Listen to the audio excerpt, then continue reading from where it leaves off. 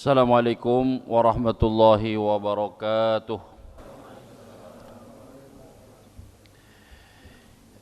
Innal hamdalillah nahmaduhu wa nasta'inuhu wa nastaghfiruhu wa na'udzu billahi min shururi anfusina wa sayyiati a'malina.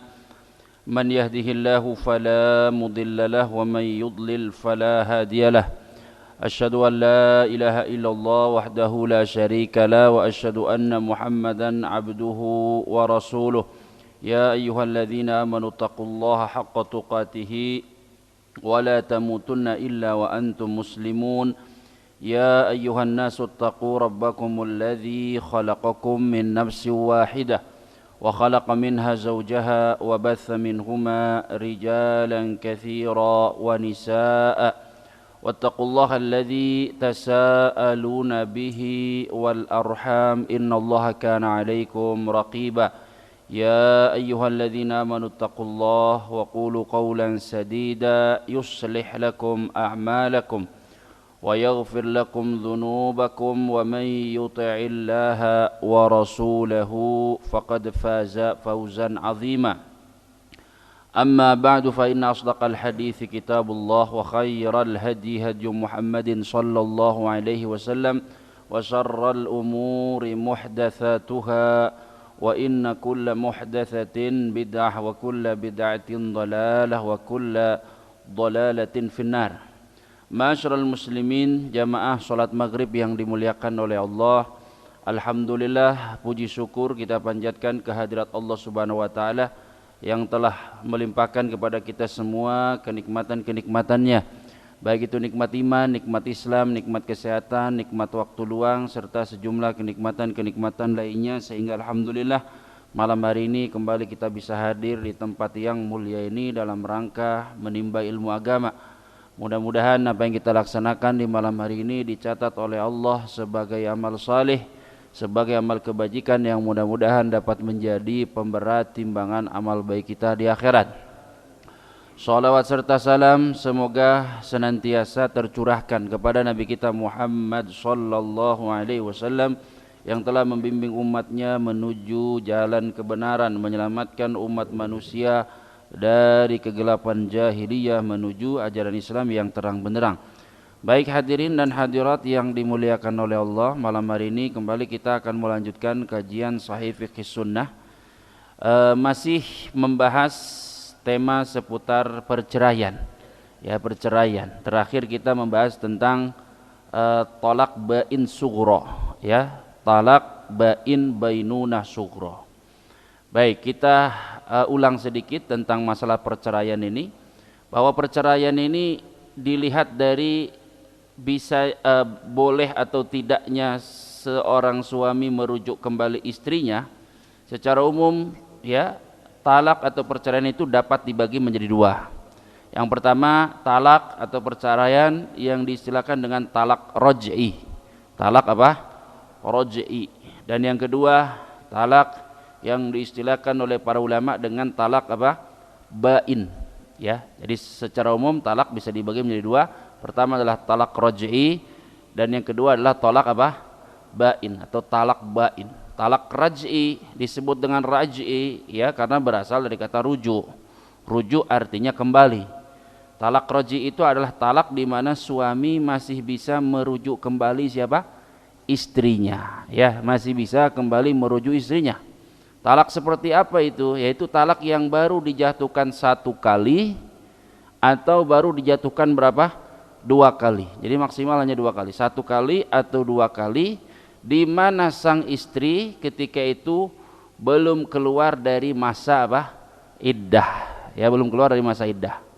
Ya, jadi apa itu talak raj'i? Talak raj'i adalah talak yang baru dijatuhkan oleh suami satu kali atau apa? Dua kali. Dan sang istri belum keluar dari masa apa? Iddah. Ya, masa iddah itu berapa? Ya, ulama beda pendapat. Untuk wanita yang mengalami haid, ya, ulama Syafi'i mengatakan bahwa masa iddah wanita yang mengalami haid adalah 3 kali haid, ya. Ini dalam mazhab Syafi'i. Dalam mazhab Hambali adalah 3 kali suci, ya, 3 kali suci, ya. Sebab para ulama berbeda pendapat tentang penafsiran kata quru, salasata quru. Ya, bahwa wanita yang dicerai oleh suaminya maka dia menanti masa iddah sebanyak salasata quru, 3 quru. Ya, masalahnya kata quru ini adalah kata yang mengandung 2 makna yang saling berseberangan. Jadi quru ya bisa diartikan haid, juga bisa diartikan apa? Suci. Karena itu sebagian ulama mengatakan quru artinya haid, sebagian ulama mengatakan quru artinya suci. Nah, menurut mazhab Syafi'i, ya wanita yang ditalak oleh suaminya maka masa iddahnya adalah 3 kali haid. Menurut Hambali 3 kali suci. Ya, jadi selama ya wanita tersebut ya masih dalam masa iddah maka masih bisa dirujuk. Ya, masih bisa dirujuk. Karena itu talak yang dijatuhkan suami diistilahkan dengan talak apa? Raj'i. Nah, talak yang kedua ini, talak yang kedua dinamakan dengan talak bain. Talak bain, ya. Talak bain itu talaknya seperti apa? Talak di mana sang suami tidak bisa lagi merujuk siapa? Istrinya. Dia nggak bisa merujuk lagi istrinya. Ya, hanya saja para ulama membagi talak bain ini menjadi 2. Ada talak bain bainunah sughra. Talak bain bainunah apa? Sughra. Atau kita singkat aja talak bain sughra. Ya, itu yang pertama. Dan yang kedua adalah talak bain apa? Kubro. Ya, ada yang sughra, ada yang kubro. Apa beda sughra dengan kubro? Ya, sughra secara bahasa artinya apa? Kecil. Kubro artinya apa? Besar. Nah, apa maksudnya? Nah, kalau sughra itu talak bain sughra. Talak bain sughra adalah talak di mana sang suami tidak bisa lagi merujuk istrinya. Akan tetapi sang suami masih bisa kembali kepada istrinya dengan akad baru dan dengan mahar yang apa? Baru. Dengan akad baru dan dengan mahar baru. Ya, dengan akad baru dan dengan mahar apa? Baru. Kapan terjadi talak bain bainunah sughra? Ini pernah kita bahas pada pertemuan terakhir. Ya, talak bain bainunah sughra diantaranya adalah talak yang dijatuhkan oleh suami 1 kali atau apa? 2 kali, ya. Lalu sang istri keluar dari masa apa? Iddah. Ya, keluar dari masa iddah. Tadi secara umum wanita yang ditalak oleh suaminya masa iddahnya berapa kali? Atau apa masa iddahnya? Entah 3 kali haid atau 3 kali apa? Suci. Nah, kalau sudah keluar dari 3 kali haid atau 3 kali suci, 3 kali suci, dan talak yang dijatuhkan baru 1 atau 2 kali, maka itu dinamanya talak bain sughra. Ya, merujuk dia tidak bisa. Suami merujuk kembali istrinya nggak bisa. Cuma ada kesempatan untuk kembali kepada istrinya dengan cara ya mengikatnya kembali dengan akad baru dan juga dengan mahar yang apa? Yang baru. Nah, itu diantara bentuk talak bain bainunah sughra. Ada beberapa bentuk lagi di antara bentuk perceraian yang dianggap sebagai bain bainunah sughra, seperti perceraian yang disertai dengan penebusan atau yang dikenal dengan istilah apa? Khulu. Yang dikenal dengan istilah apa? Khulu, ya. Atau juga beberapa perceraian yang dijatuhkan oleh pengadilan disebabkan karena adanya aib di salah satu pasangan. Itu juga dianggap sebagai talak bain bainunah apa? Sughra. Dan itu pernah kita bahas. Nah, sekarang yang akan kita bahas adalah ya jenis talak bain bainunah kubro. Ya, talak bain bainunah kubro. Apa itu talak bain bainunah kubro? Ya, talak bain bainunah kubro adalah talak di mana sang suami tidak bisa merujuk kembali kepada siapa? Merujuk kembali siapa? Istrinya. Ya, tidak bisa merujuk kembali istrinya. Baik istrinya itu sedang dalam masa iddah atau sudah habis masa apa? Iddahnya. Dan sang suami tidak bisa pula kembali kepada istrinya meskipun dengan akad yang baru. Ya, meskipun dengan akad yang baru, dengan akad yang baru, dengan mahar yang baru tidak bisa. Ya, bisa hanya dalam satu kondisi aja. Ya, dia bisa kembali hanya dalam satu apa? Kondisi. Apa itu? Yaitu ketika mantan istrinya tersebut telah menikah kembali. Ya, telah apa? Menikah kembali ya dengan suami yang baru. Dia sudah menikah kembali dengan suami yang baru dengan pernikahan yang sah dan pernikahan yang serius, ya, bukan pernikahan main-main. Ya pernikahan main-main itu gimana? Bisa jadi mantan suaminya nyuruh seorang temannya yang laki-laki untuk pura-pura melangsungkan apa? Pernikahan, ya, agar supaya isinya menjadi halal bagi dia. Itu namanya nikah tahlil. Nah, itu dilarang. Ya, pelakunya diancam atau dilaknat oleh Allah Subhanahu wa taala. Nah, sang suami dalam talak bain bainanah kubra ini hanya bisa kembali kepada istrinya ketika sang istri sudah menikah dengan laki-laki yang baru atau dengan suami yang baru, dengan pernikahan yang sah secara lahir dan batin. Lahir dan batin artinya secara akad benar, batin artinya dia betul-betul berniat nikah dengan nikah serius, bukan nikah untuk apa? Sekedar main-main atau kepura-puraan saja, tidak. Ya, dia harus melangsungkan pernikahan dengan pernikahan yang sah, lahir dan batin. Satu, kemudian suami yang barunya ini ya harus telah mencampuri istrinya, baru setelah itu mentalak istrinya atau ditinggal wafat, kemudian si istri ini ya habis masa iddahnya, baru dia bisa kembali ke mantan siapa? Suaminya, ya, ke mantan suaminya. Jadi kembali lagi kita jelaskan apa itu tolak bain bainunah kubro. Tolak bain bainunah kubro adalah talak di mana sang suami tidak bisa kembali kepada istrinya, baik dengan rujuk atau dengan akad. Dengan rujuk tidak bisa, dengan akad pun tidak bisa, langsung dengan akad tidak bisa. Ya, hanya ada satu kesempatan dan itu pun sulit, ya. Sulit. Yaitu kapan? Ketika si mantan istrinya ini sudah menikah dengan suami yang baru, dengan pernikahan yang sah secara lahir dan batin. Artinya pernikahan yang serius, lalu terjadi percampuran, yaitu hubungan badan. Baru setelah itu, jika suami yang baru ini menceraikan istrinya dan habis masa iddahnya, maka suami atau mantan suaminya, yaitu suami pertamanya, bisa kembali kepada mantan istrinya. Nah, ini yang disebut dengan talak bain bainunah sugro, ya, talak bain bainunah sugro. Jadi ada talak raj'i, ada talak bain. Bain nanti ada bain sugro, ada bain kubro. Talak raj'i masih bisa rujuk. Talak bain apa nih? Bain sugro, rujuk tidak bisa, tapi akad, melangsungkan akad baru atau kembali kepada istrinya dengan akad baru masih bisa. Tapi kalau talak bain kubro, bainuna kubro, rujuk tidak bisa, ya, kembali kepada istrinya dengan akad baru pun tidak bisa. Hanya bisa kapan? Hanya bisa ketika si mantan istrinya ini sudah menikah dengan suami yang baru, ya, dengan akad yang sah lahir batin, lalu terjadi percampuran dalam arti terjadi hubungan badan.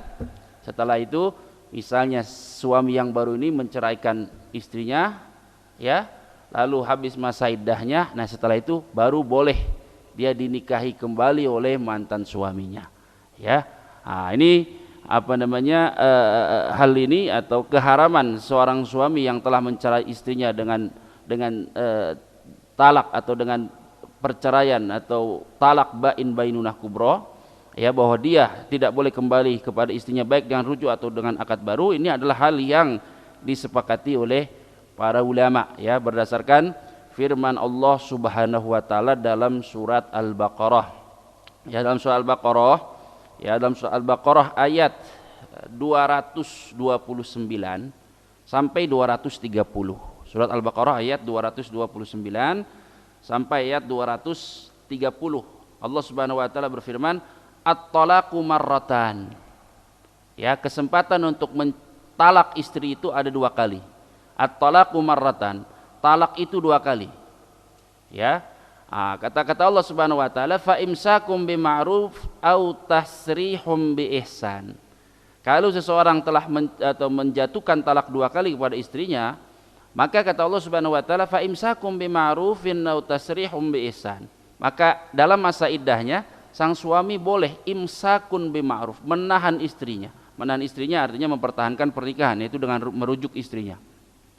Maka sang suami dibolehkan merujuk istrinya dengan cara yang ma'ruf, au tasrihum bi ihsan, atau menceraikan istrinya tersebut dengan cara yang baik. Lalu pada ayat 230-nya Allah mengatakan, fa in talaqaha, jika sudah dijatuhkan talak untuk kedua kali, ya, fa in talaqaha, dan apabila suami setelah itu menceraikannya kembali, berarti 3 kali talak.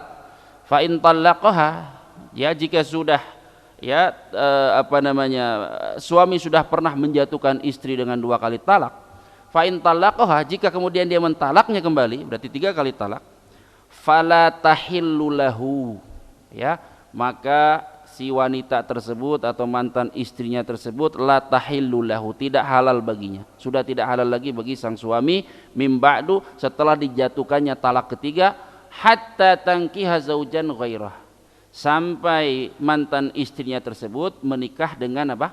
Suami lain atau suami yang baru. Ya, fa in talaqaha, baru apabila suami yang baru ini menceraikan si wanita itu, fala junaha alaihima an yataraja'a, maka tidak mengapa keduanya, yaitu mantan istri dan mantan suami, untuk kembali, in dhanna an yuqima hududallah, jika mereka berdua, ya, sanggup untuk menegakkan aturan-aturan Allah Subhanahu wa taala. Wa tilka hududullah yubayyinuha liqaumi ya'lamun, dan itu adalah aturan-aturan Allah Subhanahu wa taala, yubayyinuha, yang Allah Subhanahu wa taala menjelaskannya, liqaumi ya'lamun, untuk orang-orang yang mengetahui. Ya, jadi, ya, itu yang dinamakan dengan talak bain bainunah apa? Kubro, ya, talak bain bainunah kubro. Nah, dari sini, ya, bisa tergambarkan oleh kita semua, ya, tentang kapan terjadinya talak bain bainunah kubro. Ya, kapan terjadinya talak bain bainunah kubro? Ya, jawabannya adalah apabila sang suami telah menjatuhkan, ya, talak kepada istrinya sebanyak berapa? 3 kali. Ya, kalau dia sudah menjatuhkan talak kepada istrinya sebanyak 3 kali, ya, maka di situ terjadi namanya talak bain bainunah apa? Kubro. Ya, talak bain bainunah kubro. Ya, keduanya tidak bisa, ya, kembali kecuali dalam kondisi tadi, sang istri atau mantan istri menikah kembali dengan suami yang baru, lalu terjadi hubungan badan, ya, lalu apabila suami yang barunya itu menceraikannya, ya, atau meninggalkannya dalam kondisi wafat, ya, atau wafat, ya, meninggalkannya wafat, kemudian habis masa iddahnya si wanita tersebut, baru setelah itu dia bisa apa? Kembali lagi dengan suaminya yang lama. Nah, ini yang dinamakan dengan talak bain bainunah kubro. Baik, sekarang ada pertanyaan seperti ini, apabila, ya, atau ada kasus seperti ini yang sangat populer di dalam pembahasan fikih, ya, yaitu pembahasan tentang cerai yang dijatuhkan secara langsung 3 kali oleh seorang suami, ya, cerai yang dijatuhkan 3 kali sekaligus oleh suami. Apakah itu termasuk talak bain bainunah sugro, bainunah apa? Kubro, atau itu tergolong talak raj'i, yaitu apakah dia terhitung 1 atau dia terhitung berapa? 3. Ya. Jadi ada kasus yang dibahas dalam kitab-kitab fikih, yaitu tentang seorang suami yang menjatuhkan talak kepada istrinya langsung 3 kali. Langsung 3 kali itu entah ucapannya dia ulang 3 kali, ya, atau dia menggunakan kalimat 3 kali. Ya, misalnya dalam bahasa Arab, anti tolik, anti tolik, anti tolik, misalnya 3 kali dia ucapkan. Kamu saya cerai, 1, kamu saya cerai, 2, kamu saya apa? Cerai, 3 kali. Kamu saya cerai, kamu saya cerai, kamu saya cerai, 3 kali. Ya, atau dengan frasa atau dengan kalimat 3 kali, misalnya kamu saya cerai 3 kali. Ya, di satu kesempatan, ya, terucap langsung 3 kali. Apakah itu terhitung 1 atau terhitung 3? Terhitung 1 atau terhitung 3? Ya, ini zaman dulu, zaman ya sekitar abad 8 Hijriah, ya, 8 Hijriah ini jadi isu besar, ini jadi isu besar yang membuat kaum muslimin terpecah belah, ya, terpecah belah, ya, karena ini berangkat dari kebijakannya Umar bin Khattab, berangkat dari kebijakannya sahabat siapa? Umar bin Khattab. Ada dalam sebuah riwayat dikatakan kalau tidak salah dari sahabat Ibnu Abbas radhiyallahu taala anhuma, beliau mengatakan dahulu di masa Rasulullah dan di masa Abu Bakar dan di awal kekhalifahan Umar bin Khattab dahulu, talak yang diucapkan oleh suami 3 kali ya itu dihitung 1 kali ya, di zaman Rasul, di zaman Abu Bakar ya, dan di awal kepemimpinan atau kekhalifahan siapa? Umar bin Khattab. Bahwa seorang suami apabila menjatuhkan talak langsung 3 kali kepada istrinya, itu dahulu dihitung oleh pengadilan hanya 1 kali saja.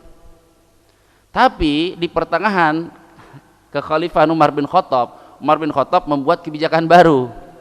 Ya, kata Umar bin Khattab, wah kelihatannya ini masyarakat ini banyak meremehkan ini. Ya, banyak meremehkan persoalan ini. Ya udah, kalau begitu kita bikin kebijakan baru, yaitu apa? Talak 3 langsung terhitung berapa? 3. Ya, talak 3 langsung terhitung 3. Ya, jadi kalau seorang suami mengatakan anti talik, kamu saya cerai, kamu saya cerai, kamu saya cerai. Atau dia mengatakan kamu saya cerai 3 kali. Ya. Di masa kekhalifahan, di pertengahan masa kekhalifahan Umar bin Khattab, maka itu terhitung 3 kali. Berarti kalau 3 kali itu raj'i atau bain.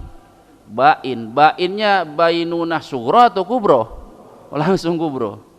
Ya, langsung kubro. Nah, ini kan yang membuat kebijakan siapa?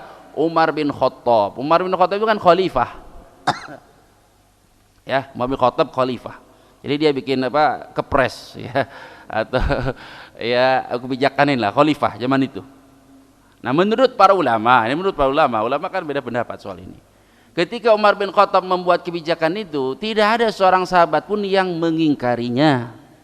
Ya, menurut mayoritas ulama, termasuk 4 mazhab mengatakan talak yang dijatuhkan ya 3 kali sekaligus, maka itu talak bainuna kubro. Kenapa? Karena itu pernah dijadikan kebijakan oleh khalifah siapa? Umar bin Khattab. Ya. Dan ketika ia menjadikannya sebagai kebijakan, nah itu ulama-ulama yang hidup di masa itu, berarti ulama-ulama baik dari kalangan sahabat atau dari kalangan siapa? Tabi'in, ya. Kan tabi'in itu kan generasi yang menjumpai siapa? Sahabat. Menurut 4 mazhab ini mereka mengatakan ya bahwa ulama-ulama dari kalangan sahabat dan juga tabi'in mereka tidak mengingkari kebijakan Umar bin Khattab. Ketika tidak ada yang mengingkari, ya, tidak ada yang mengingkari kebijakan Umar bin Khattab ini, maka apa yang ya beliau putuskan ini menjadi apa? Menjadi ijma, menjadi kesepakatan para ulama, namanya ijma sukuti, ijma diam, ya, kan diam itu tanda setuju, ya. Diam itu sering dalam beberapa hal, ya dalam beberapa kasus itu dianggap setuju, benar nggak? Ya, karena tidak mungkin semua ulama diam. Pasti kalau itu salah, adalah seorang ulama itu yang mengingkari. Ya, teorinya kan seperti itu kan berdasarkan hadis Rasulullah SAW. Kata Rasulullah SAW, la tazalu ta'ifatun min ummati 'alal haqqi dhahirin, la yadurruhum man khalafahum wala man khadalahum hatta ya'tiya amruna wa hum 'ala dzalik. Kata Nabi SAW, akan ada senantiasa di setiap zaman itu akan ada golongan dari umatku yang senantiasa mengusung kebenaran, ya, tidak akan membahayakan mereka siapapun yang menyelisihi mereka, dan tidak akan menelantarkan atau menghinakan mereka siapapun yang menyelisihi mereka. Artinya adalah bahwa di setiap zaman itu pasti ada golongan orang-orang yang mengusung apa? Kebenaran. Artinya apa? Kalau seandainya kebijakan Umar bin Khattab ini salah, pasti ada di antara ulama yang apa? Mengingkarinya. Menurut 4 mazhab ini, ya, itu kan menurut ya, belum tentu tidak ada. Menurut mereka nggak ada yang mengingkari. Tidak ada yang apa? Mengingkari. Maka ketika tidak ada yang mengingkari, maka kebijakan Umar bin Khattab ini dianggap sebagai apa? Ijma ulama, ya, walaupun ijma'nya mungkin dia tidak kuat-kuat banget. Kan ijma itu ada ijma shorih, ada ijma sukuti. Ijma shorih itu apa? Kesepakatan tapi sama-sama diucapkan oleh banyak orang. Ya, oleh banyak orang. Ya, oleh banyak orang. Misalnya diucapkan oleh banyak orang, misalnya tentang masalah akidah. Masalah akidah kebanyakan disepakati. Misalnya ulama salaf dulu mengatakan bahwa Allah itu di atas. Itu banyak ulama-ulama mengatakan Allah itu di mana? Di atas. Ya, makanya Al-Imam Az-Zahabi rahimahullah taala beliau mengarang buku, nulis buku judulnya Al-Ulu, yaitu ketinggian Allah. Dia menukil mulai dari Al-Qur'an, hadis dan perkataan salaf sampai ulama-ulama setelahnya yang menyatakan bahwa Allah itu ada di mana? Di atas. Nah, itu namanya ijma' sharih. Sharih itu apa? Karena diucapkan. Kalau nggak diucapkan, itu namanya apa? Sukuti. Jadi ada satu berpendapat dan pendapat ini kemudian tersebar, lalu dianggap tidak ada yang mengingkari, maka itu dianggap ijma', namanya ijma' apa? Sukuti. Jadi berangkat dari situlah ya hal ini kemudian menjadi polemik di kalangan ulama. Kapan terjadi polemik? Ya, tepatnya di sekitar abad 8 Hijriah. Ya, di sekitar abad 8 Hijriah ada ulama yang tersohor namanya. Yaitu siapa? Syekhul Islam Ibnu Taimiyah. Syekhul Islam Ibnu Taimiyah rahimahullah taala beliau berpendapat bahwa talak yang dijatuhkan oleh suami langsung 3 kali itu tidak terhitung 3, tapi terhitung berapa? 1. Ibnu Taimiyah. Gara-gara ini, waduh ini jadi masalah besar ini. Gara-gara ini Ibnu Taimiyah dipenjara. 1, Ibnu Taimiyah dipenjara, murid-muridnya yang ngikut pendapat ini dipersulit. Ya, murid-murid yang ikut pendapat ini dipersulit. Murid-muridnya siapa? Banyak murid-murid Ibnu Taimiyah, di antaranya Ibnu Qayyim Al-Jauziyah, di antaranya Ibnu Rajab. Ibnu Rajab awal-awalnya ikut Ibnu Taimiyah, ya, bahwa talak 3 kali itu sekaligus, talak 3 kali sekaligus itu terhitung berapa? 1. Ibnu Rajab, ya, ulama Hambali, Ibnu Rajab. Tadinya awal-awalnya ikut Ibnu Taimiyah, ya, tapi nggak kuat. Nggak kuatnya kenapa? Karena nggak dikasih jabatan, ya, terus dimusuhi, ya, sampai mulai abad itu ada istilah Taimiyun. Taimiyun itu adalah para pengikut Ibnu Taimiyah. Siapa Taimiyun itu? Para pengikut Ibnu Taimiyah, ya, yang ikut akidahnya Ibnu Taimiyah dan ikut beberapa pendapat-pendapat fikih Ibnu Taimiyah. Di antaranya masalah talak ini. Yang mengikuti pendapat Ibnu Taimiyah bahwa talak 3 itu terhitung berapa? 1. Ya. Gara-gara itu Ibnu Taimiyah dipenjara, beberapa muridnya dipenjara. Karena dianggap menyelisih apa? Menyelisih ijma. Dianggap menyelisih ijma. Ya, menyelisih ijma. Tapi yang mengherankan apa? Di zaman ini hampir banyak dari pengadilan-pengadilan agama, baik di Asia ataupun di mana?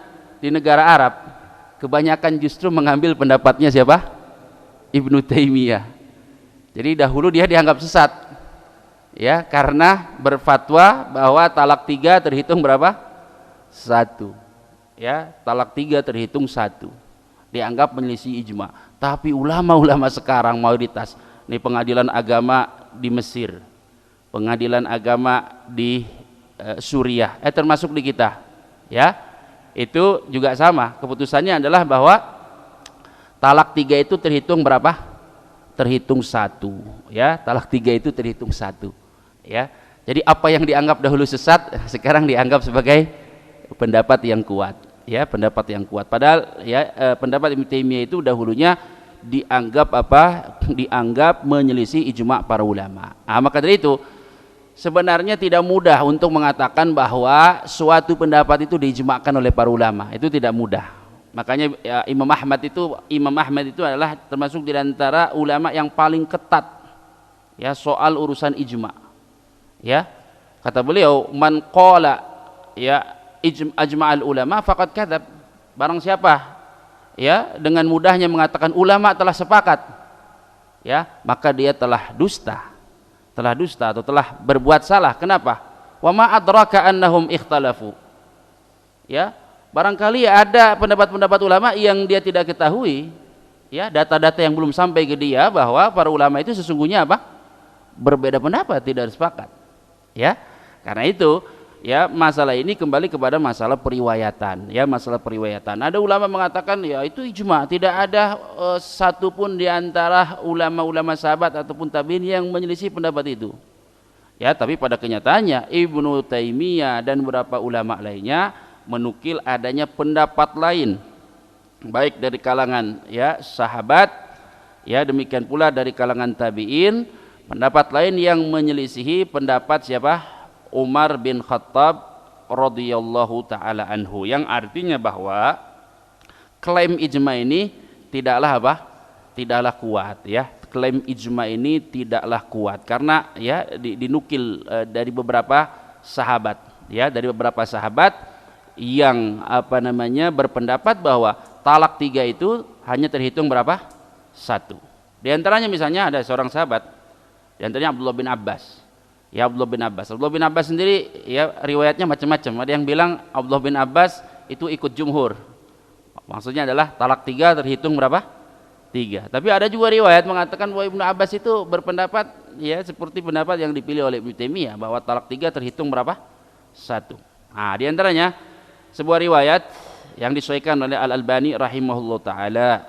Ya, kata Ibnu Abbas radhiyallahu taala anhu atau radhiyallahu taala anhuma, ya, beliau mengatakan, "Idza qala anti taliqun thalathan bifamin wahidin fahiya wahidah." Ya, fahiya wahidah. Kata Ibnu Abbas radhiyallahu taala anhu, ya radhiyallahu taala anhuma, beliau mengatakan, idza qala, apabila sang suami mengatakan anti taliqun thalathan, kamu saya talak 3 kali, bifamin wahidin, dengan ucapan sekaligus, diucapkan sekaligus, kamu saya talak 3 kali. Ya, dengan apa? Satu ucapan sekaligus. Apa kata Ibnu Abbas? Fahiya wahidatun. Maka talak tersebut terhitung berapa? 1 kali. Ya, 1 kali. Dan pendapat yang sama juga ya dinukil dari beberapa sahabat. Ya, di antaranya juga adalah dari sahabat Ali bin Abi Thalib, di antaranya juga adalah sahabat Zubair bin Awam radhiyallahu taala anhu, dan juga beberapa ulama-ulama tabi'in.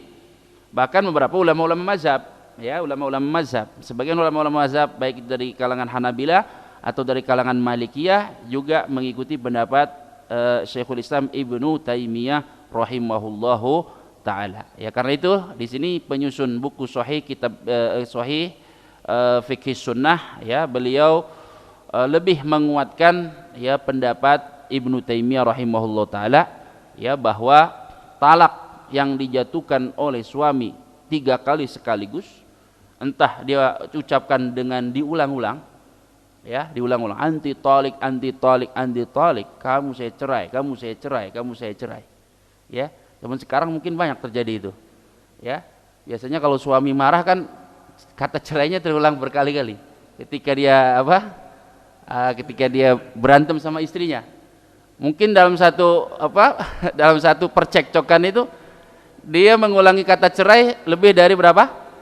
1 kali, kemungkinan besar. Ya, Ibnu Taimiyah berpandangan bahwa ya bahwa perceraian yang terulang 3 kali, ucapan perceraian yang terulang 3 kali, atau dengan ucapan kamu saya cerai 3 kali, itu terhitung 1 kali. Dan ini pendapat yang dipilih oleh ya penyusun buku ini Sahih Fikih Sunnah, dan ini sebenarnya juga pendapat yang banyak dipilih oleh ulama-ulama kontemporer dan juga lembaga-lembaga fikih ya di berbagai negeri, termasuk juga di beberapa negara-negara Arab. Ya, mereka mengambil pendapatnya Ibnu Taimiyah rahimahullah taala bahwa talak yang terucap 3 kali itu terhitung berapa? 1 kali. Baik. Pembahasan berikutnya adalah tentang tolak sunnah dan tolak bid'ah. Nah, ini ada istilahnya tolak sunnah dan tolak apa? Bid'ah. Ini hati-hati, jangan salah paham. Jangan dipahami tolak sunnah itu tolak yang dianjurkan. Nanti talak-talak terus. Ya, talak bid'ah itu ya talak yang dilakukan oleh ahli bid'ah, bukan. Ya. Ada namanya talak sunni dan talak bid'i. Talak sunni dan talak bid'i itu adalah talak sunni itu adalah atau talak sunnah itu adalah tolak atau talak atau perceraian yang memenuhi prosedur hukum. Ya, prosedur hukum syariat. Yang memenuhi prosedur hukum syariat. Itu disebut dengan tolak apa? Sunni atau talak sunnah. Lawannya tolak bid'ah berarti talak yang tidak memenuhi prosedur hukum apa? Syariat. Ya. Kapan talak itu dianggap talak sunnah? Nah, ini penting. supaya kita nggak berdosa. Ya, kapan suatu talak itu disebut dengan talak yang apa? Sunnah, yaitu talak yang prosedural, yaitu sesuai dengan prosedur hukum syariat. Ya, kapan talak itu disebut dengan talak sunnah? Para ulama mengatakan ada dua kondisi, ya, ada dua kasus, ya, dua kasus yang terkait dengan talak sunnah dan talak bid'ah. Yaitu yang pertama adalah terkait dengan kondisi sang istri ketika dijatuhkan apa? Talak. Ya. Yang kedua adalah tentang bilangan talak atau jumlah talak yang dijatuhkan oleh seorang apa? Suami. Ya. Jadi sebuah talak atau suatu talak yang dijatuhkan oleh suami itu bisa dinilai sebagai talak sunnah, bisa pula dinilai sebagai talak apa? Bid'ah. Kapan itu? Dilihat dari dua hal. Yang pertama adalah dilihat dari kondisi istri ketika sang suami menjatuhkan apa? Talak kepadanya. Kemudian yang kedua dilihat dari sisi bilangan atau jumlah talak yang dijatuhkan oleh seorang suami kepada istrinya. Baik. Yang pertama adalah ya sebuah talak dianggap sunni ketika sang suami menjatuhkan talak kepada istrinya yang sudah pernah dicampuri, sudah pernah digauli. Dalam pernikahan sudah pernah apa? Digauli. Seorang suami menjatuhkan talak kepada istrinya dalam keadaan suci, dalam keadaan apa? Suci dan tidak dicampuri atau tidak disenggama, mohon maaf, ya, ketika masa sucinya. Jadi talak sunni atau talak yang sesuai dengan aturan syariat adalah talak yang dijatuhkan ketika istri dalam keadaan apa? Suci. Lawan kata suci apa? Haid. Benar enggak? Ketika sang istri dalam keadaan suci, di mana dalam kondisi suci tersebut sang istri belum dicampuri oleh siapa? Suaminya. Dalam kondisi suci tersebut. Berarti sebelumnya atau dalam pernikahan ya sudah terjadi hubungan apa?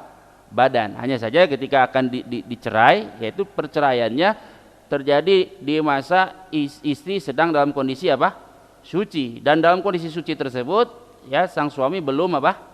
Menggauli istrinya. Maka talak tersebut adalah talak apa? Sunni. Ya, talak tersebut adalah talak apa? Sunni. Berarti lawannya adalah talak apa? Bid'i atau talak bid'ah. Kapan talak bid'ah itu? Talak yang dijatuhkan oleh seorang suami ketika istri dalam keadaan apa? Lawan dari suci apa? Haid. Dalam keadaan haid. Ya, dalam keadaan haid. Jadi jika ya sang suami menjatuhkan talak kepada istrinya, ya, sedangkan istri dalam keadaan haid, maka talak tersebut adalah talak apa? Bid'ah atau bid'i. Ya. Demikian pula terkait dengan bilangan. Seperti talak tadi, ya. Talak yang dijatuhkan oleh seorang suami, ya, dengan 3 kali sekaligus, ya, dengan terucap 3 kali sekaligus, entah terulang-ulang 3 kali atau menggunakan kata 3 kali sekaligus, ya, di satu kesempatan, maka itu juga tergolong sebagai tolak apa? Bid'ah, ya, tolak bid'ah, ya, tolak bid'ah atau tolak bid'i. Ya, jadi ya, apabila seseorang hendak melakukan ya perceraian atau menjatuhkan talak, maka harus memperhatikan hal ini. Ya, bahwa talak yang sesuai dengan prosedur hukum itu adalah yang tidak melanggar aturan itu adalah talak yang dijatuhkan kepada kepada siapa? Istri dalam kondisi sang istri dalam kondisi apa? Suci. Dan dalam kondisi suci itu tidak digauli oleh siapa? Suaminya, ya, oleh suaminya. Berarti tolak bid'ah itu apa? Ya, tolak yang dijatuhkan oleh sang suami ketika ya istri dalam kondisi apa? Haid. Dalilnya apa? Dalilnya adalah sebuah hadis dalam Sahih Bukhari dan Muslim. Ya, Sahih Bukhari dan Muslim. Ya, tentang perceraian yang dilakukan oleh sahabat Ibnu Umar. Jadi Ibnu Umar di masa Rasulullah pernah melakukan kesalahan, ya, dalam menceraikan istrinya. Atau dengan kata lain, Ibnu Umar pernah melakukan talak bid'ah. Ya, pernah melakukan talak apa? Bid'ah. Jadi sebuah riwayat dalam Sahih Bukhari dan Muslim, ya, bahwa Ibnu Umar radhiyallahu taala annahu talaqa imra'atahu wa hiya haid, bahwa Umar bin Khattab radhiyallahu taala anhuma pernah mencerai istrinya ketika istrinya sedang apa? Haid. Ya. Ibnu Umar seorang sahabat pernah menceraikan istrinya dalam kondisi apa? Haid. Ya, di masa Rasul sallallahu alaihi wasallam. Lalu ayah beliau yaitu Umar bin Khattab radhiyallahu taala anhu bertanya kepada Rasulullah sallallahu alaihi wasallam tentang hal ini. Ya, tentang hal ini. Faqala Rasulullah sallallahu alaihi wasallam, ya, maka kemudian Rasulullah sallallahu alaihi wasallam bersabda, kata Rasulullah, murhu falyuraji'ha. Murhu falyuraji'ha. Ya, perintahkanlah Ibnu Umar agar dia merujuk istrinya. Perintahkanlah Ibnu Umar agar dia merujuk apa? Istrinya. Thumma liyumsikaha hatta tathur. Kemudian hendaknya ia mempertahankan istrinya sampai istrinya tersebut suci. Thumma tahid, kemudian haid kembali, kemudian setelah suci istrinya haid. Thumma tathur, kemudian suci lagi, ya. Thumma insya'a amsaka ba'du. Kemudian ketika suci yang kedua, ya, jika ia menghendaki maka dia boleh mempertahankan istrinya. Wa insya'a talaq, dan jika ia berkehendak dia boleh menceraikan istrinya. Kemudian kata Rasulullah, qabla an yamussa, sebelum dia menggauli siapa?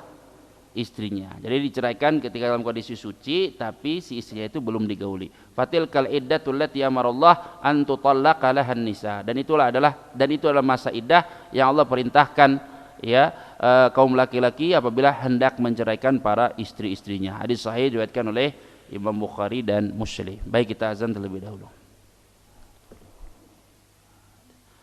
Baik, kita lanjutkan sedikit saja tentang talak sunnah dan talak apa?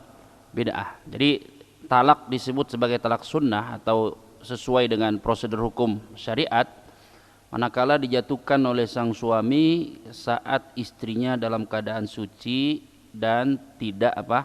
Digauli, belum digauli di masa suci tersebut. Kemudian dijatuhkannya satu kali saja, tidak langsung berapa? 3 kali.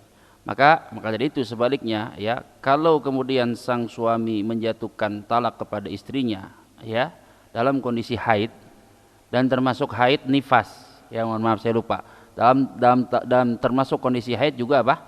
Nifas. Jika sang suami menjatuhkan talak kepada istrinya dalam kondisi haid, demikian pula dalam kondisi nifas, maka talak yang dilakukan itu adalah talak apa? Bid'ah atau bid'i. Ya, demikian pula manakala seorang suami menjatuhkan talak kepada istrinya langsung 3 kali sekaligus, itu juga tergolong sebagai talak apa? Bid'ah. Nah, ada 2 pertanyaan, ya, untuk mengakhiri kajian kita malam hari ini. Pertanyaan pertama adalah, talak bid'ah itu kalau terjadi itu terhitung satu talak atau tidak? Ya, jadi kalau ada seorang suami nih menceraikan istrinya dalam keadaan apa? Haid, itu kan talak bid'ah berarti kan? Talak bid'ah, ya. Nah, talak bid'ah, talak yang tidak sesuai dengan prosedur hukum syariat, ya. Nah, talak tersebut terhitung satu atau tidak? Hah? Ulama berbeda pendapat. Tapi yang lebih kuat adalah pendapat bahwa talak tersebut terhitung, ya. Talak tersebut apa? Terhitung. Karena ada satu riwayat Ibnu Umar sendiri mengatakan, husibat alayya talqah. Talak yang kemarin aku lakukan itu, dan dia itu salah kan? Tapi husibat alayya talqah, terhitung bagiku 1 kali talak. Ya, 1. Yang kedua, dilihat dari dalil tadi. Dari dalil tadi kan Rasul mengatakan murhu falyuraji'ha. Murhu falyuraji'ha. Apa artinya? Perintahkanlah Ibnu Umar untuk apa?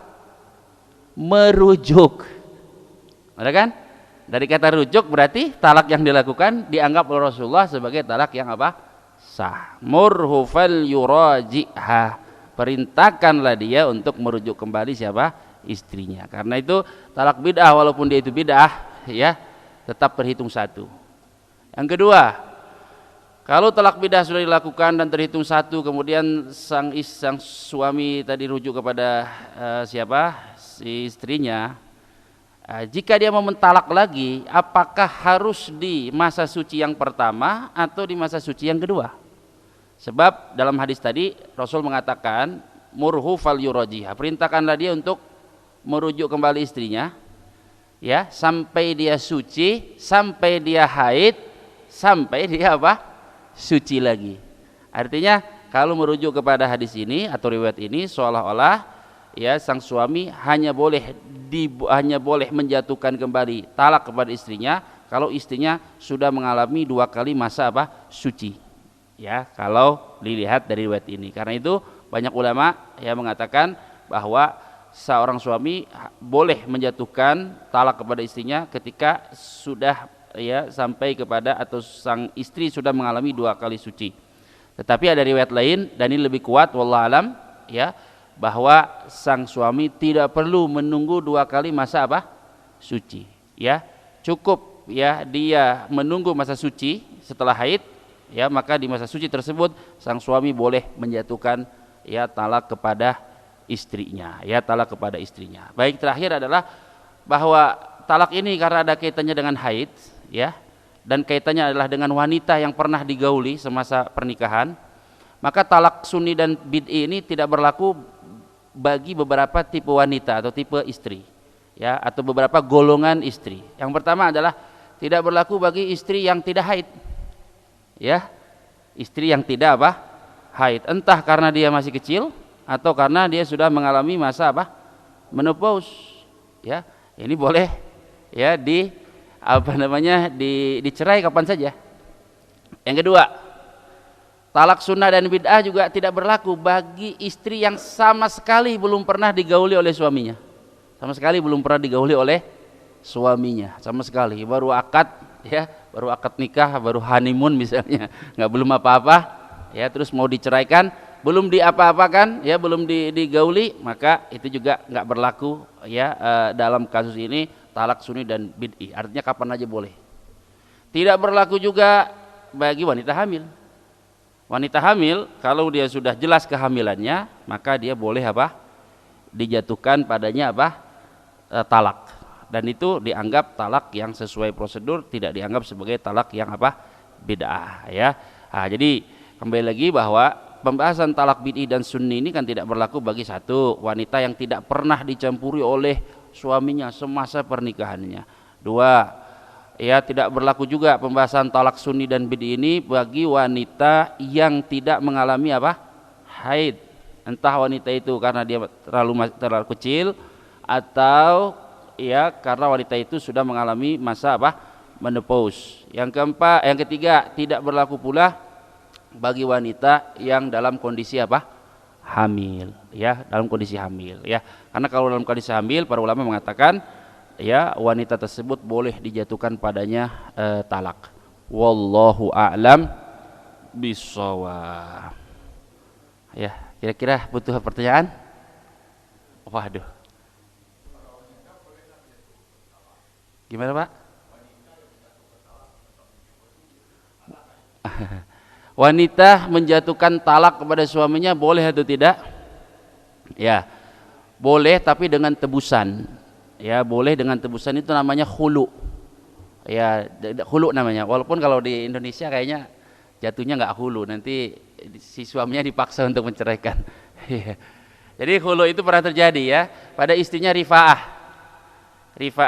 Dan mohon maaf ya, dalam kajian itu digambarkan wanita yang meminta cerai itu sebagai wanita yang durhaka. Ya, nggak mesti. Tidak mesti wanita yang menggugat cerai suaminya adalah wanita yang apa? Durhaka. Nggak mesti. Zaman sahabat ada. Yaitu istrinya siapa? Rifa'ah al-Quradi kalau nggak salah ya. Istrinya Rifa'ah. Jadi Rifa'ah ini mencerai istrinya. Oke, Rifa'ah mencerai istrinya. Istrinya ini setelah dicerai dengan talak bainunah apa? Kubro, ya. Dia kemudian menikah dengan laki-laki lain. Ketika menikah dengan laki-laki lain, ya mohon maaf, dia merasa tidak puas. Ya, dia merasa apa? Tidak puas. Datang kepada Rasulullah, ya Rasulullah, aku ingin balik lagi ke suami aku yang lama. Kenapa? Ya, adalah disebutkan. Sesungguhnya milik suamiku yang baru itu seperti ujung pakaian. Paham ujung pakaian? Ya, ujung pakaian itu tidak tegak. Ya, ini ada anak kita. Sesungguhnya punya suami yang baru ini tidak seperti ujung pakaian. Mislul hadbah kata si wanita ini. Rasulullah nggak marah kan? Rasul tidak marah. Sesungguhnya ujung suamiku yang baru itu, miliknya itu seperti ujung pakaian. Oh, kamu ingin balik lagi ke suami yang baru, kata Rasulullah. Kata Rasulullah, lah, nggak boleh. Hatta tadzuqi usailatahu wa yadzuqa usailataki. Oh, nggak bisa kamu balik lagi ke suamimu yang baru, kecuali apa? Sebelum dia merasakan dirimu dan engkau merasakan apa? Dirinya, yaitu merasakan suaminya yang baru. Artinya di sini ada istri yang menggugat cerai di masa Rasul sallallahu alaihi wasallam. Soal apa ini? Kan soal nafkah, betul nggak? Nafkah apa ini? Nafkah batin. Soal hak nggak masalah. Kalau merasa haknya tidak terpenuhi, tidak masalah. Ya, kan apa, suami istri itu kan sebenarnya hubungan transaksional. Transaksional itu gimana? Suami memberikan nafkah kepada siapa? Istri, betul nggak? Suami memberikan nafkah kepada istri. Suami memberikan nafkahnya kepada istri. Istri juga menunaikan kewajibannya kepada siapa? Suami. Masing-masing punya hak, masing-masing punya apa? Kewajiban. Hak dan kewajiban ini kalau orang tidak dipenuhi haknya, dia boleh menuntut. Ya, tapi kalau dia sabar itu lebih baik. Ya, kalau dia sabar itu lebih baik. Tapi kalau dia mau menuntut, itu dia tidak berdosa. Nah, kalau suami menuntut cerai kepada suaminya, seorang istri menuntut cerai kepada suaminya, itu boleh, namanya khulu. Khulu itu bagaimana? Yaitu adalah seorang istri menggugat cerai disertai dengan adanya tebusan. Tebusan itu bisa satu, mengembalikan mahar atau membayar sejumlah uang atau harta yang disepakati. Ya, disepakati dengan siapa? Suaminya. Jadi minta saya ceraiin aja, nanti maharnya saya balikin. Atau misalnya nanti kamu saya belikan mobil baru misalnya. Seperti itu. Nah, itu diperbolehkan. Ya, tapi tentunya kalau di pengadilan nanti diperdalam lagi. Bisa jadi kan istrinya menggugat cerai itu kan bisa jadi karena kesalahan siapa? Suami. Bisa jadi kan? Bisa jadi. Nah, nanti kalau didalami oleh pengadilan bisa jadi tidak terjadi khulu, tetapi yang terjadi adalah pengadilan akan meminta suaminya untuk menceraikan siapa? Istrinya. Ya, seperti itu. Wallahu a'lam bishawab. Cukup ya, ini sudah bunyi. Nanti kalau ada pertanyaan.